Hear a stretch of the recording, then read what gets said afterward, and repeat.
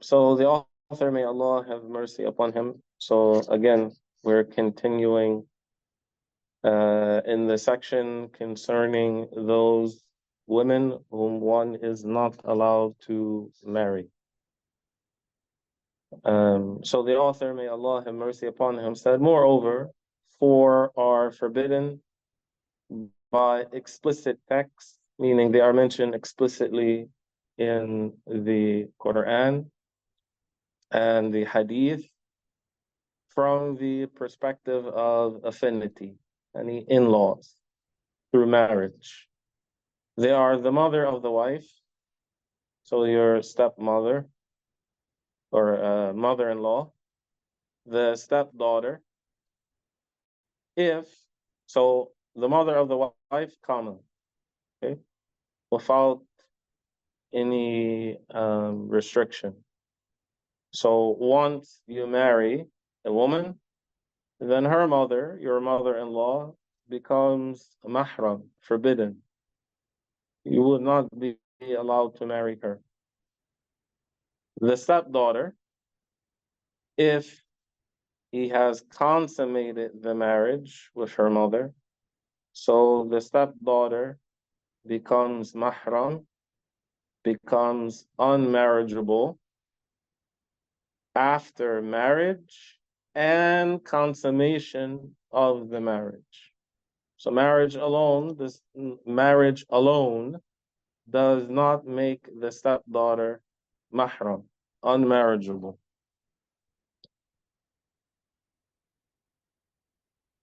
The wife of the father and the wife of the son. So it is also forbidden by affinity, the mothers of the wife. And so now this is explanation of those four, as they are forbidden merely by the contract, according to the saying of Allah, wa ummahatu nisaikum, and the mothers of your women, meaning your wives. Likewise, the daughters of the wife are forbidden after the contract and consummation, according to the saying of Allah, وَرَبَائِبُكُمْ, and your stepdaughters. So the child of the woman from another husband is called a stepchild, yani is called Rabib in Arabic, it's a male, or Rabiba if it's a female, because he raises them as he raises his own child in most cases. So, you know the word murabbi. Murabbi is someone who raises others, not necessarily a parent or step parent, a murabbi. Yani this could be a religious teacher, someone who raises young men into high-level scholars, a murshid, a murabbi. You know the dua, كما ربياني صغيرا. كما ربياني صغيرا. When you ask Allah to forgive your parents, كما ربياني, because they ربياني, they raised me صغيرا, since I was young. They protected me since I was young. So because in most circumstances, the stepfather would raise the child. They were called in Arabic, the stepchild, Rabib or Rabiba or female.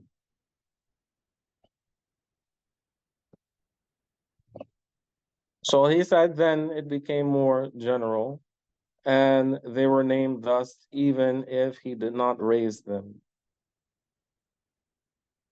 Allati fi hujurikum, who are under your guardianship. Okay.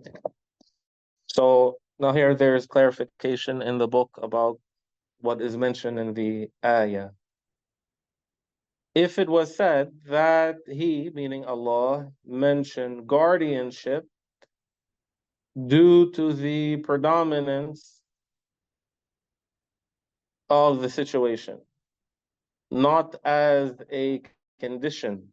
So the part of the ayah, fi hujurikum, those who are in your hijr, your domicile, your residence, okay? This is not a condition, meaning it does not mean your stepdaughter is unmarriageable as long as she lives in your house. The ayah does not mean that. Rather, it's just a reference to the norm.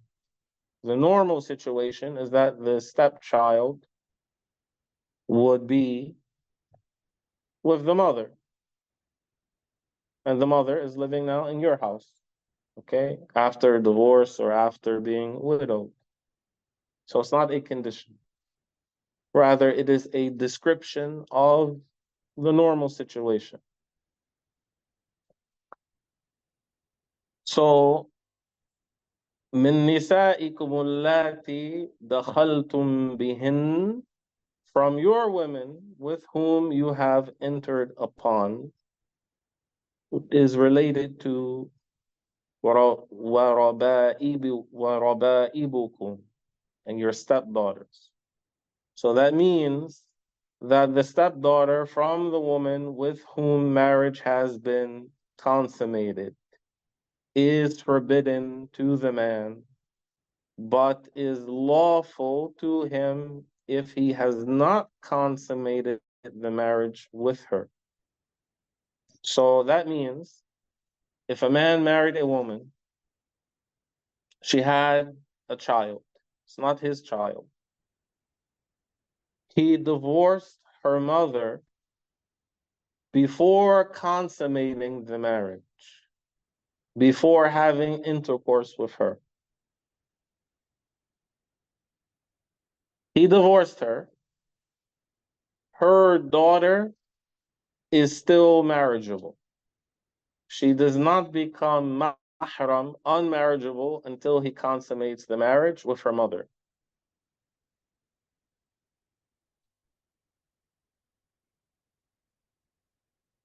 So if he divorced her or she died before consummation, her daughter would still be marriageable.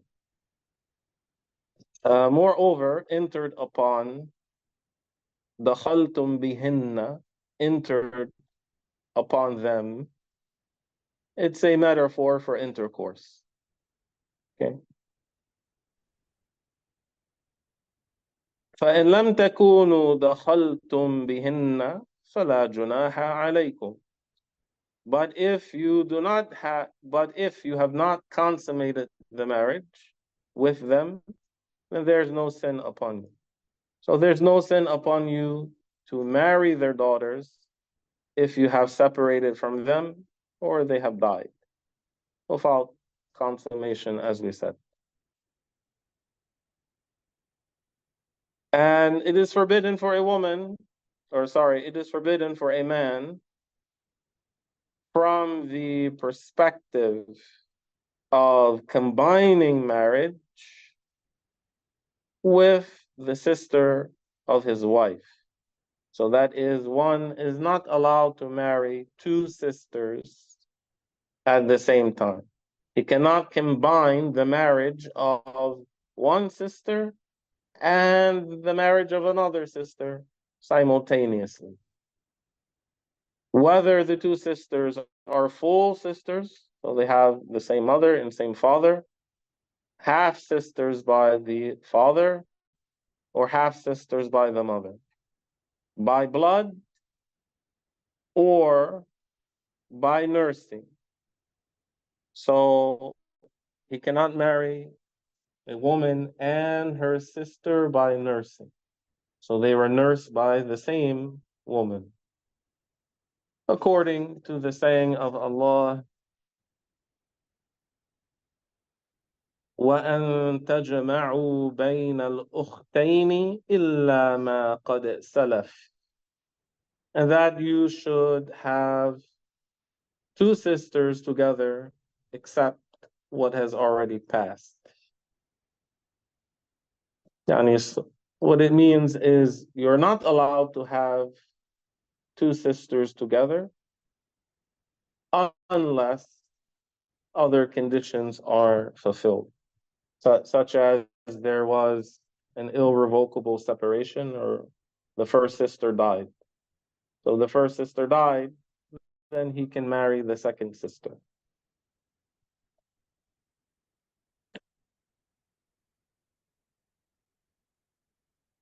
Then the author says, before our master Musa, alayhi salam, so before the law was revealed to Prophet Musa, alayhi salam, combining marriages with two sisters was permissible. However, it was forbidden in the law of Musa and continued to be forbidden in the law of Muhammad sallallahu alayhi wasallam.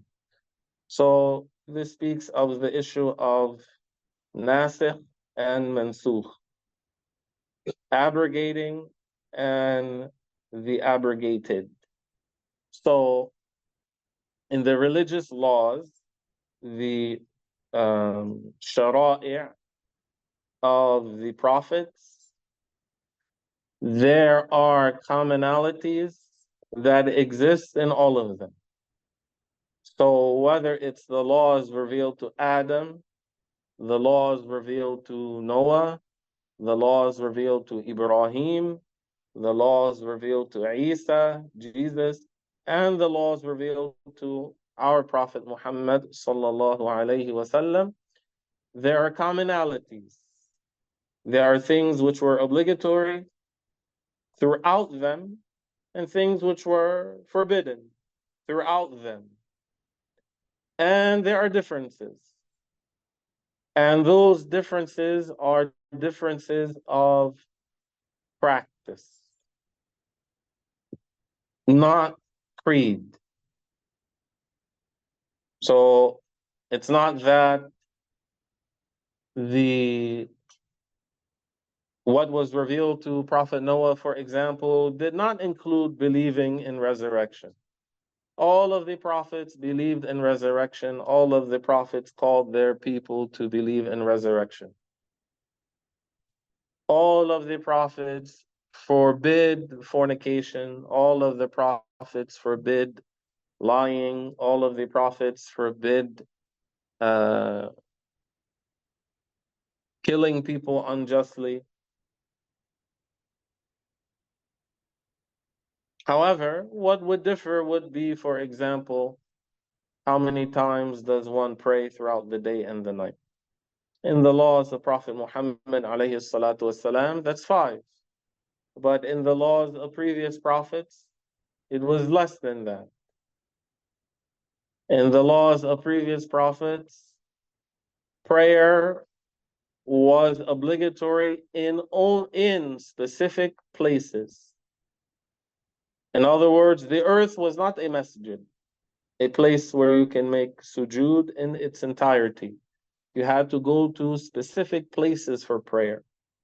But in the laws revealed to Prophet Muhammad alayhi salatu wasalam, we can pray anywhere. You can pray in a park, you can pray in a school, you can pray in a masjid. Among these differences was the permissibility of marrying two sisters at the same time. This permissibility was abrogated, canceled, in the laws revealed to Prophet Musa alayhi salam. Does anyone know a prophet who was married to two sisters at the same time?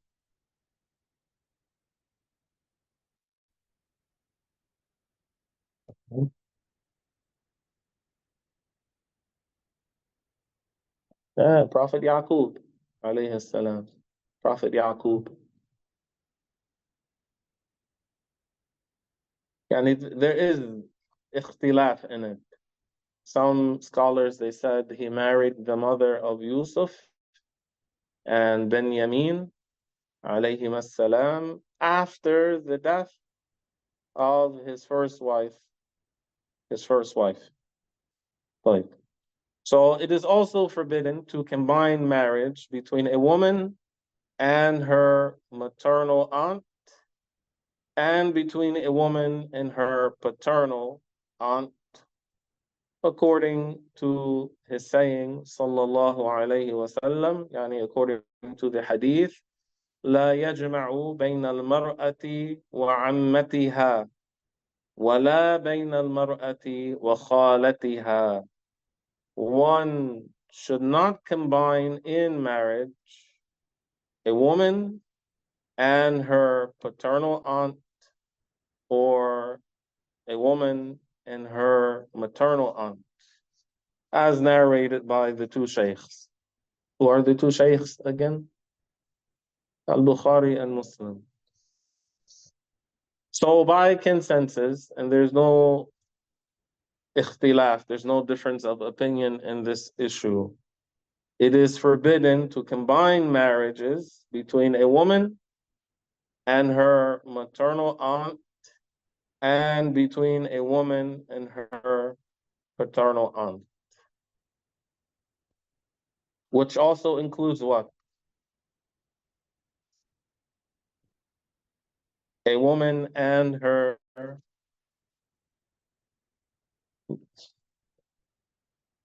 niece.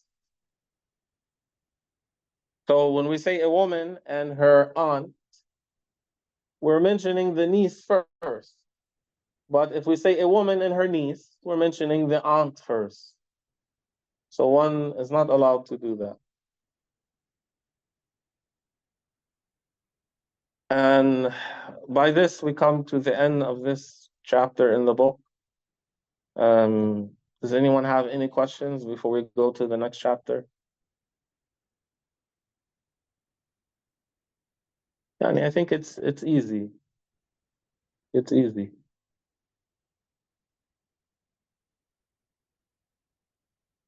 No questions? Yes. So, right now, you have awful for the name.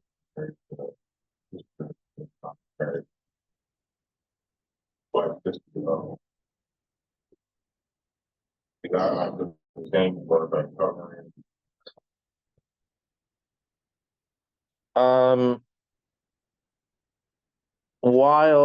Okay, that's a good question. So the question is,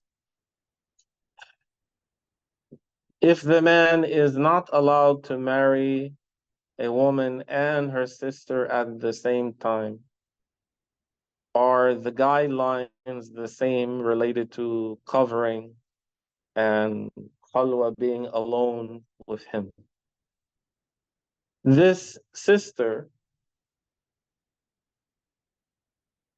although he is not allowed to marry her in that state, she is not mahram.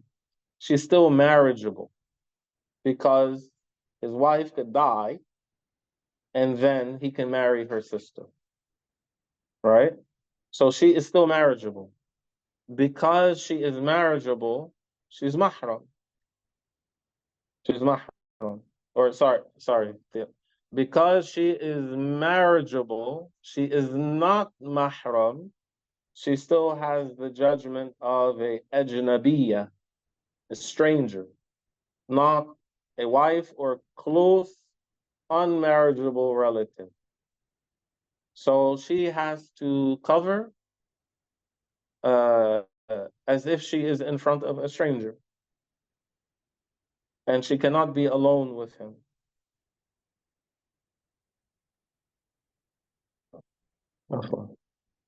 There is a section in the book in which we talk about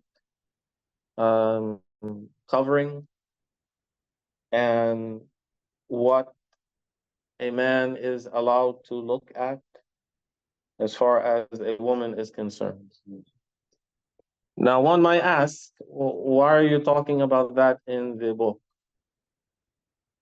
Isn't the book supposed to be about marriage? Why are you talking about a woman covering and a man looking at a woman?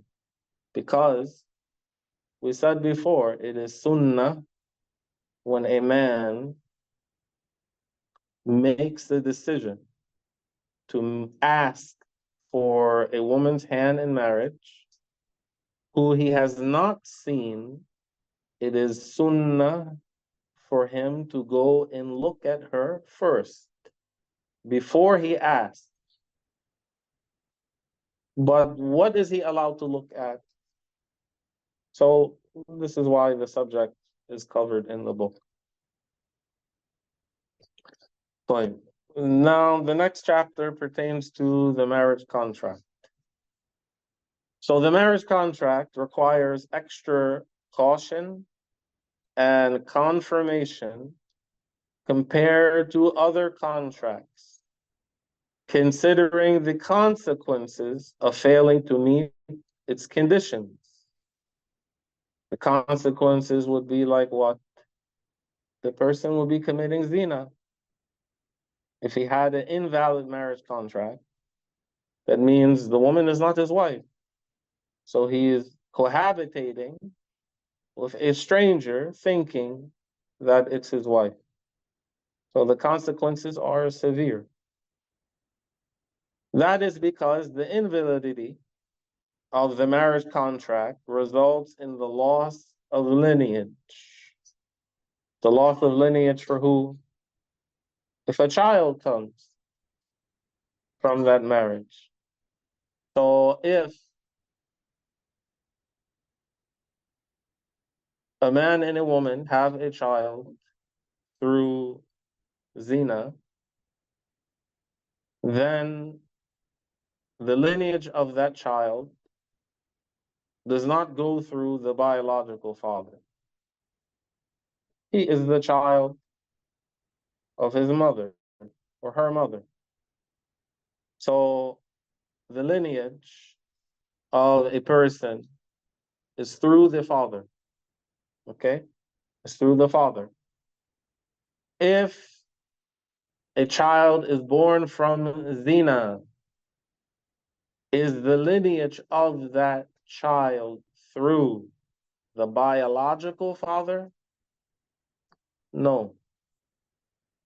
He is the child of his mother.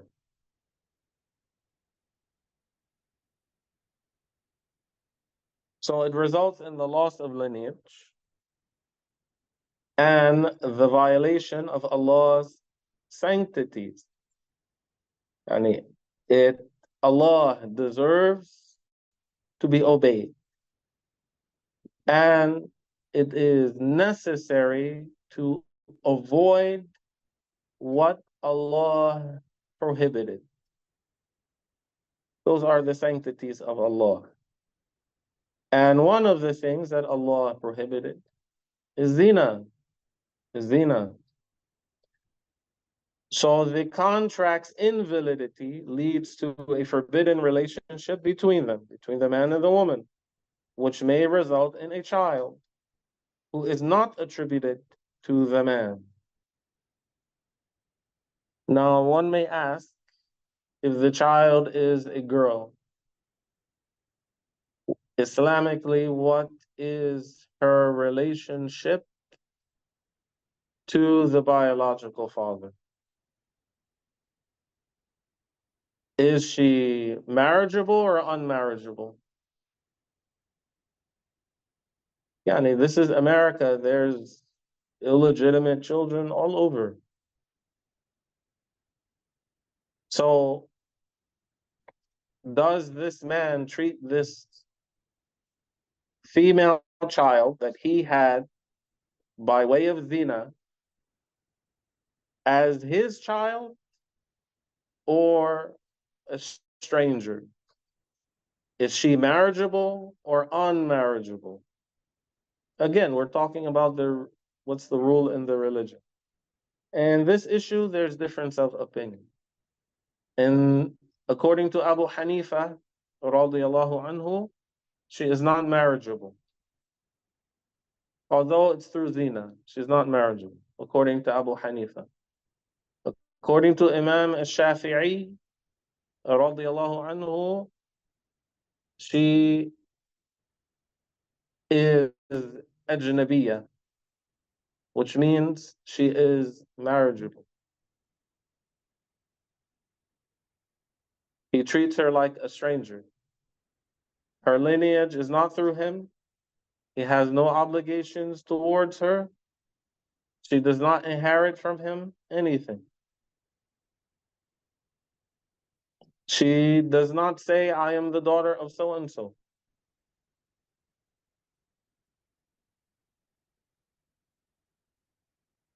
That's according to Ash-Shafi'i. And again, that doesn't mean uh, he should go and marry her. This means this is the rule. Technically it is permissible. Technically it is permissible.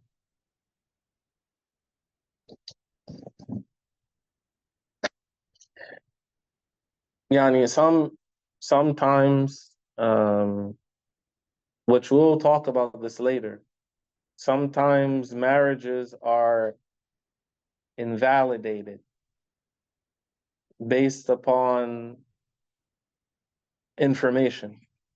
Okay? What if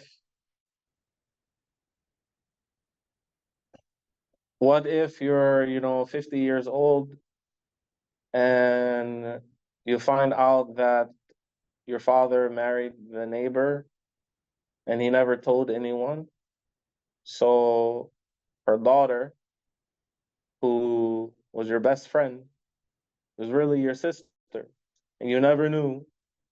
And then you end up marrying her because you didn't know she was your sister, and she didn't know she was your sister because your father didn't say anything, and he didn't tell anyone, and her mother didn't tell anyone. So you find out, okay, that really the one you thought was your wife was your sister. What happens to the marriage? It's invalidated immediately because you're not allowed to marry your sister. Okay? Now, what happens if you find out that instead of him marrying the sister, or instead of the father marrying the neighbor, he was messing around with the neighbor? This happens. It's not something far-fetched. And this girl that, you grew up thinking she's just a neighborhood girl, best friends, you married her, and then later you find out she's your biological half sister. Okay? So there is an answer to that in the Sharia and the rules of the religion.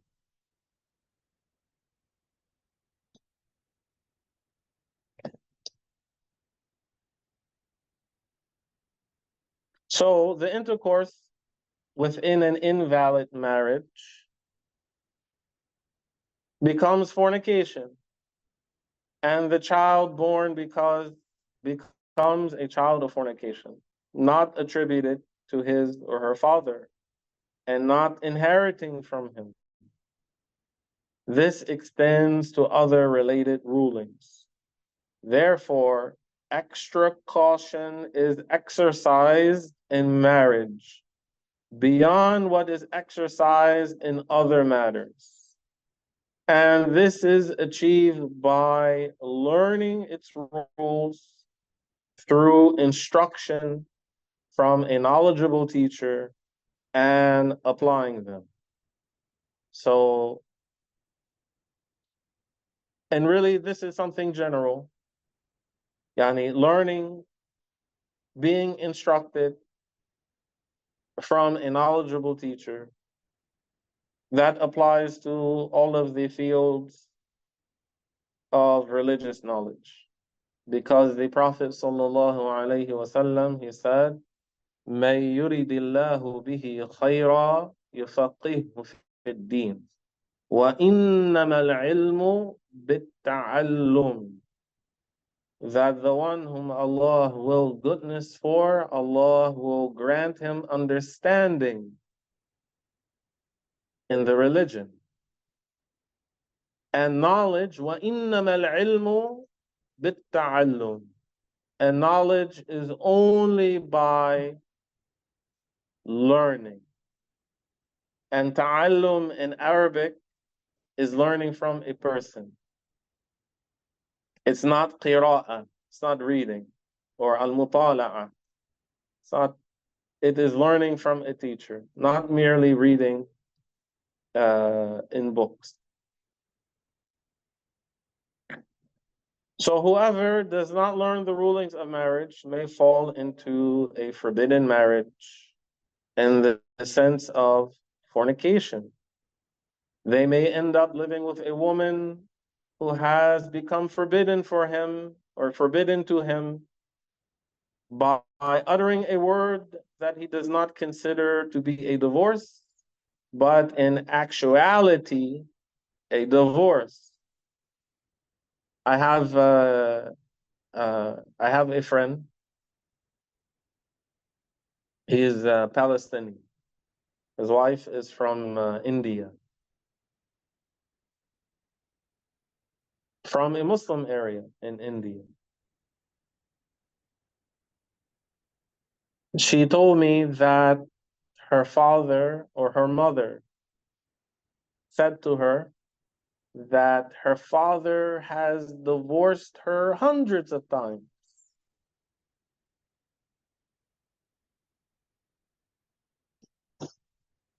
Yeah, yeah, yeah. It only takes three.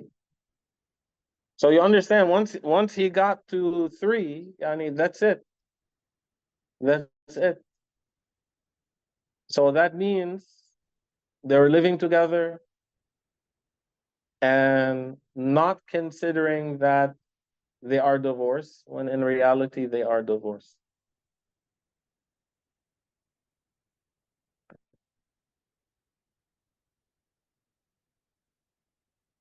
As a result, the marriage between them is severed.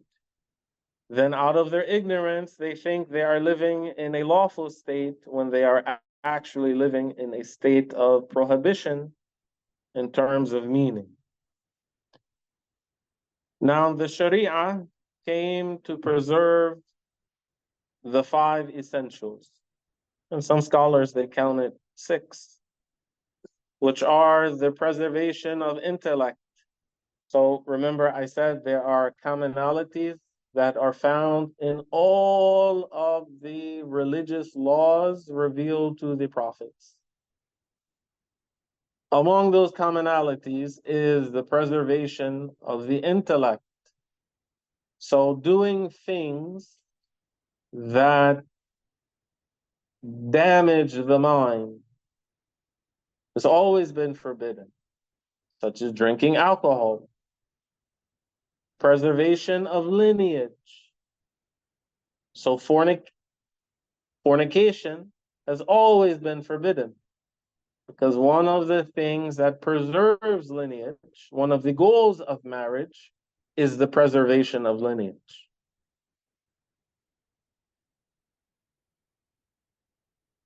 Number three is preservation of wealth from destruction.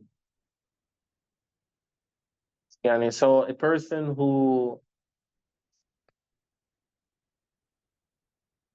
wastes money, for example, this is forbidden. It's not permissible to waste money. I'll give you an example. A person goes home, they open up all of their faucets, and they just let the water run. Not to clean the pipes, not to let the water get warm, not because there was construction on the street and sometimes debris gets in the water, so they say let it run for a couple of minutes until it clears. Nothing like that. They just turn the water on and let it run. This is haram. This is haram. I'll give you another example, which is more common. during Ramadan. Okay, you have iftar in the masjid.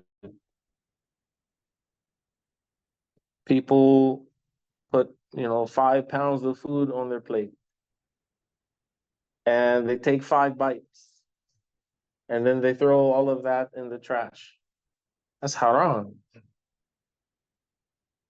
Not just because they're most likely wasting the money of Muslims if the food was donated, but they're destroying something of value. They're destroying something of value, and this is not permissible.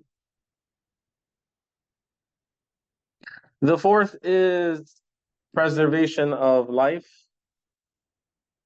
So it's not permissible to kill people unjustly, including yourself. It's not permissible to kill yourself. And the fifth matter is preservation of religion, which is the most important of all. Yani, how many people sell their religion for cheap? Especially in this country.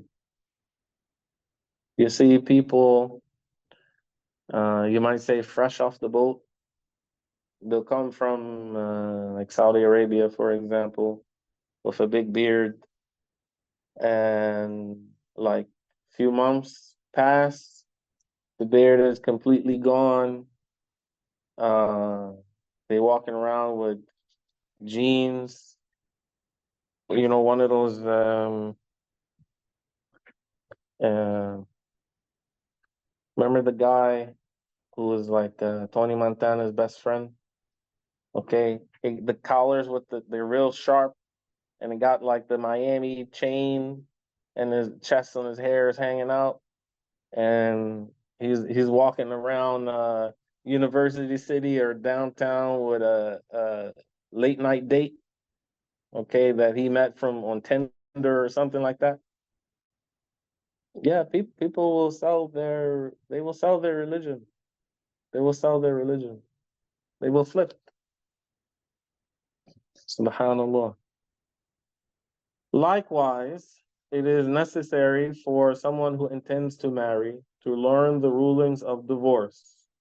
Because if he does not learn the rulings of divorce, he may divorce his wife without realizing that she has become forbidden to him. The woman may think she is still in her husband's custody, when in reality, she has become forbidden to him. Therefore, Allah the Exalted has imposed, so you don't have a choice, this obligation, which is to learn the knowledge of the rulings of marriage and divorce. And the one who does not know evil is more likely to fall into it. So we learn to protect ourselves and to implement. We learn the knowledge of the religion to practice it, to be good Muslims, to be better Muslims. You cannot be a good Muslim if you don't know how. You cannot improve yourself if you don't have knowledge. As Umar ibn al-Khattab radiyallahu anhu used to say, بِالْعِلْمِ تَسُودُ وَبِالْعِلْمِ تَرْتَقِي. By knowledge, you achieve mastery, and by knowledge, you progress. And knowledge is so valuable that the one who does not have it claims it. The one who does not have knowledge always claims it. They don't disown it. No one disowns knowledge. Rather, they claim it. Even if they don't have it, people claim it. And knowledge is such that it is better than money. Ali ibn Abi Talib, radiyallahu anhu, he said that knowledge is better than money because knowledge protects you, whereas you protect money. If you have money, then you protect your money. You don't just leave it out. But if you have knowledge, the knowledge protects you. So it is better than money. Wallahu subhanahu wa ta'ala a'lam wa ahkam, and Allah knows best. Inshallah, we come to the end of that chapter. The next chapter relates to the conditions of marriage, which will start next week. If anyone has a question, please ask. Yes. One question related to the lineage. The,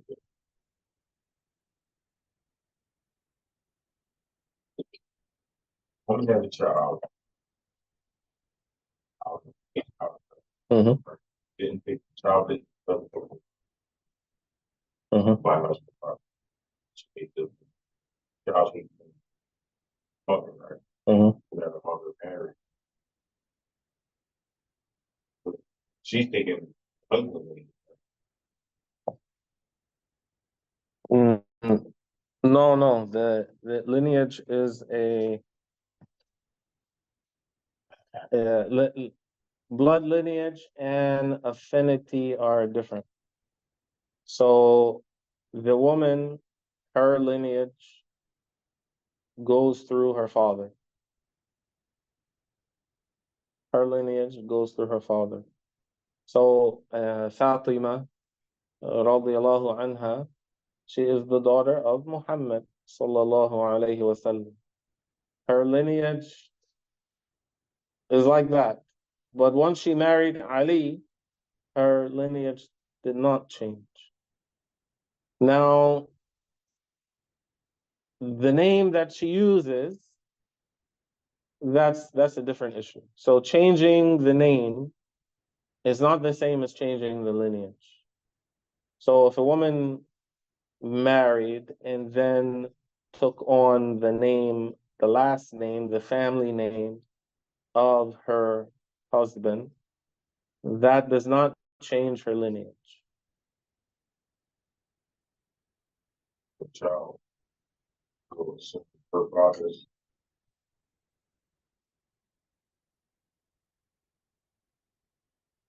So she would be, let's say her name is Zainab.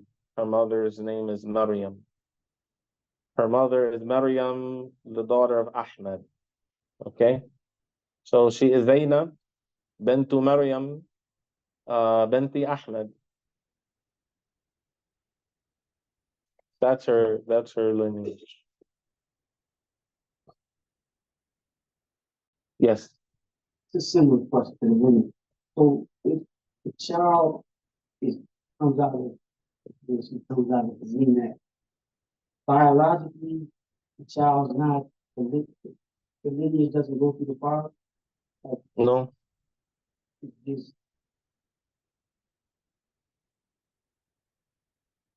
No.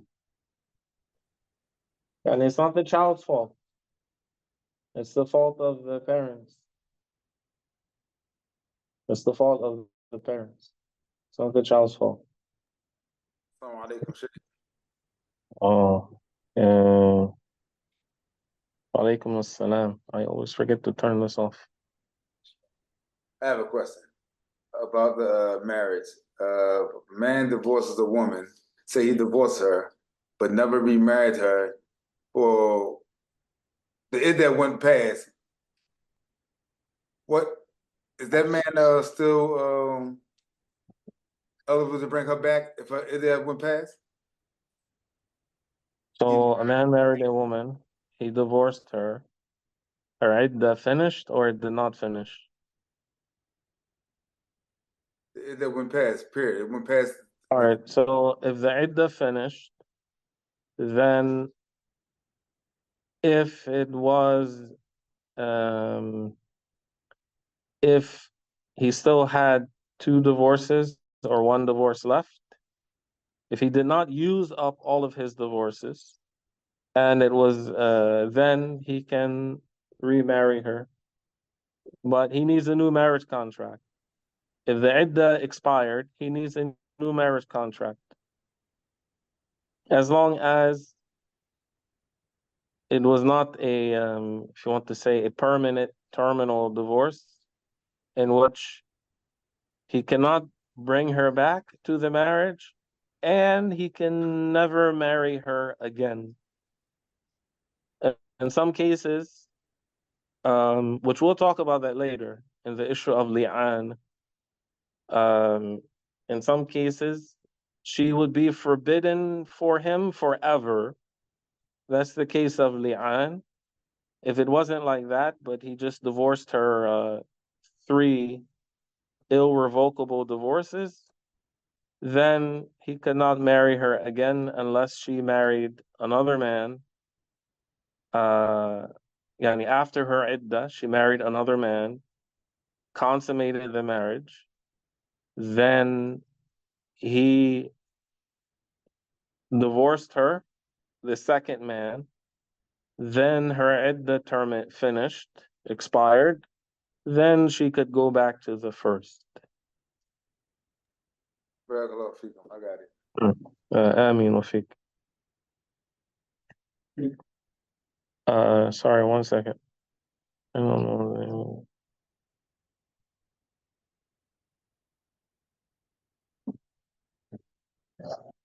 Someone asked for a reference regarding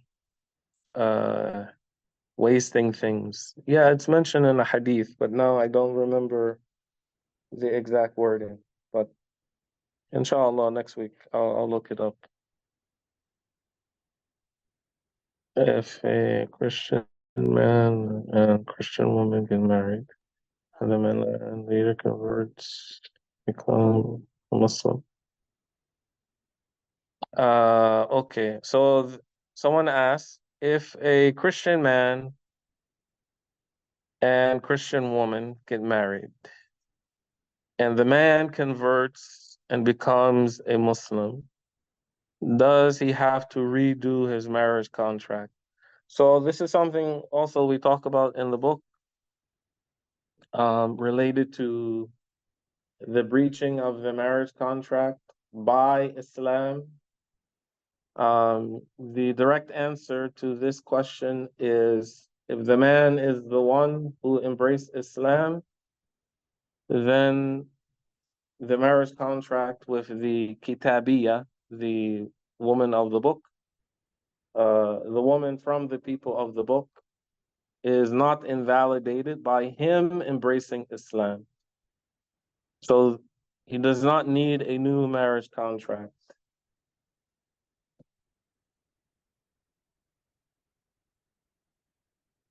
Yani, that is assuming she is really a Kitabiyah.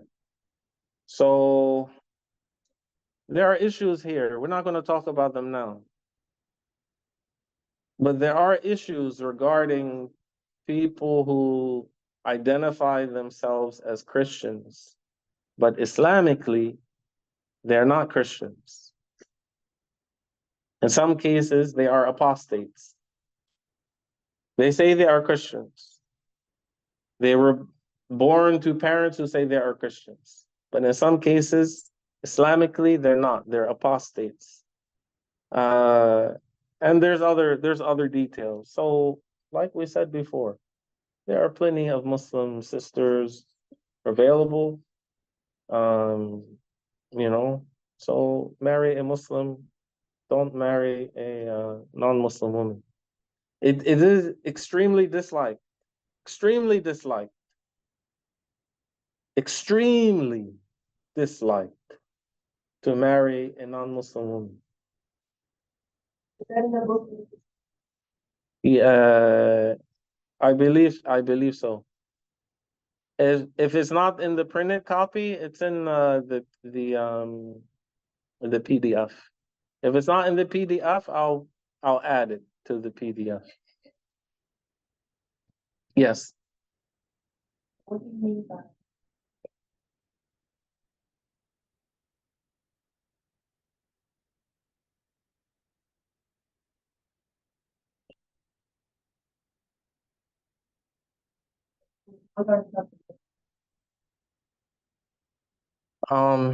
So this is why Tariq thinks. Didn't we talk about this already? So she's asking about examples of words of divorce. Okay. There's a whole section. The longest section, the longest chapter of this book is divorce. So let me answer it this way so we can save the details for later. There are words which are counted as explicit divorces, and there are words which imply a divorce. If the husband utters a word which is explicit in divorce, then the wife is divorced regardless of his intention. So that's like he says, you are divorced. Okay? And there are others.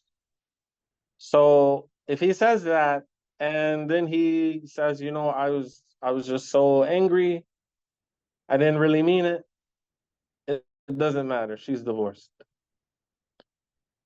The implicit divorce is a statement that implies divorce, but the judgment is based on his intention. Like, for example, he says to his wife, go back to your parents' house. Okay. So if he intends you are divorced, then she is divorced. If he did not intend that, he just intended to kick her out the house, then she's not divorced. Now, if he intended the divorce, so she said, so what are you saying? Are you saying I'm divorced? So he lies to her. He says, no, I'm not saying that, but that's what he intended. She's divorced, and he's going to be responsible for whatever happens after that. So let's say that was his third divorce. Then he has to, man up, and he has to tell her that he divorced her. If he doesn't do it, and he just stays silent, she's not sinful, but he is sinful. And if they have intercourse, he's committing zina, not her. Because he divorced her with an implicit divorce, but he didn't tell her.